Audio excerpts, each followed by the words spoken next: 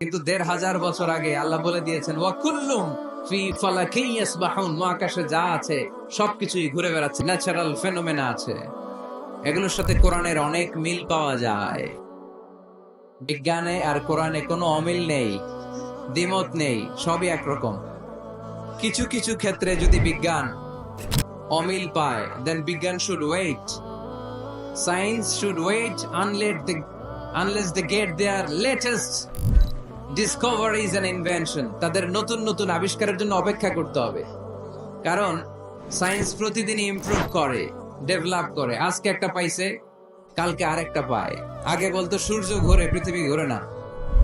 এরপর বলতে শুরু করলো পৃথিবী ঘোরে, সূর্য ঘোরে না। এখন বলে সবই ঘুরে। এখন কি বলে? সবই ঘুরে। কিন্তু ১৫০০ বছর আগে আল্লাহ বলে দিয়েছেন ওয়াকুল্লুম ফি ফালাকিন ইয়াসবাহুন, মহাকাশে যা আছে সবকিছুই ঘুরে বেড়াচ্ছে। চিল্লায় পড়ি আল্লাহু আকবার।